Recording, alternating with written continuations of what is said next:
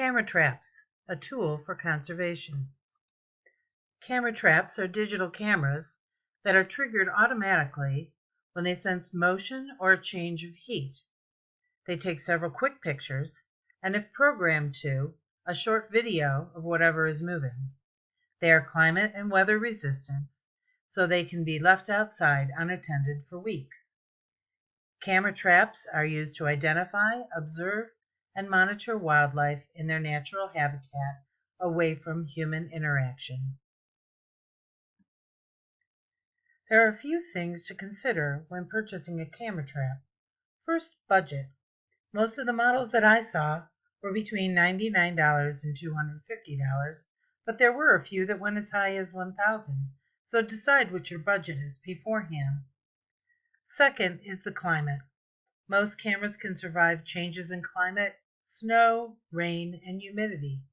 But if you're doing research in the extreme climates, such as the low temperatures of Antarctica, the extreme heat of the Sahara Desert, or the extreme humidity of the rainforest, you may need to find a camera specially designed for these climates.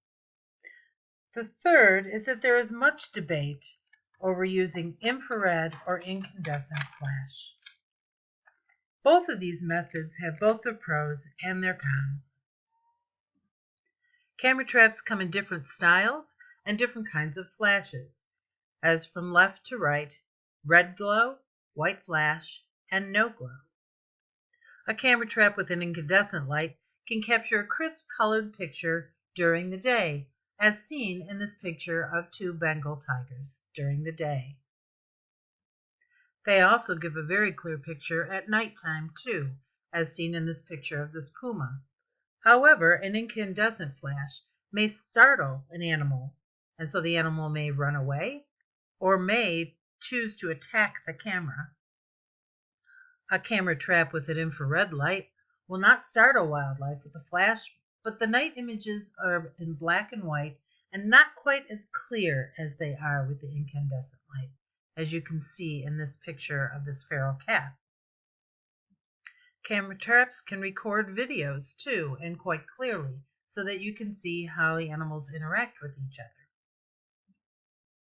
The purpose of the camera trap is to see things not usually seen by humans, so it's important to place the camera trap away from trails where animal tracks are present. It should be chained and locked to a tree to prevent theft from humans or damage from the animals. It may be helpful to cover the outside of the camera trap with sticks or foliage to camouflage the device so that animals will not go up and damage it at all. But it is important that you leave the view unobstructed from debris. Lures can also be used to bring certain animals closer to the area in which you're photographing.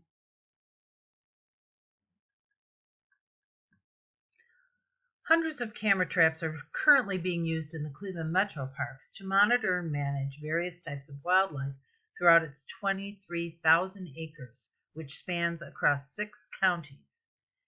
The areas in which the Cleveland Metroparks cover include urban areas, rural areas, suburban areas, and lakefront areas. Here's an example of a picture of a coyote that was taken by a camera trap in the Cleveland Metroparks. A project between Michigan State University and the Cleveland Metroparks is currently using camera traps and citizen science to identify and monitor wildlife in the Metroparks. If you go to the website www.zooniverse.org and then click on projects, you will see a section that says Focus on Wildlife Cleveland Metroparks. If you click on that and you decide that you want to be a citizen scientist, you will be given several different pictures from different camera traps around the Metroparks. You are to scan those to see if you see any wildlife, and if you do see and identify some wildlife, there is an interactive part of this website where you can say what it is that you saw, how many you saw, whether you saw young with the older animals, and all of that will be used for the research that they are doing with Michigan State University.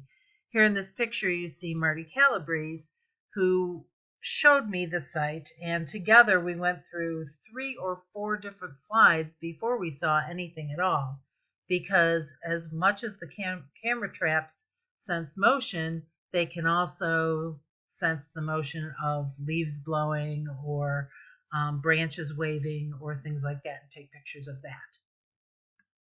Here are a few examples of pictures that you might see on this interactive website. These are pictures that were taken with the Metroparks camera traps. On the left you will see a picture of a squirrel right by the river, and on the right you will see a coyote walking through the woods at nighttime. Camera traps provide a window into the world of nature. With camera traps, conservationists can better learn how animals behave in the wild and how we can better protect the habitats that they need.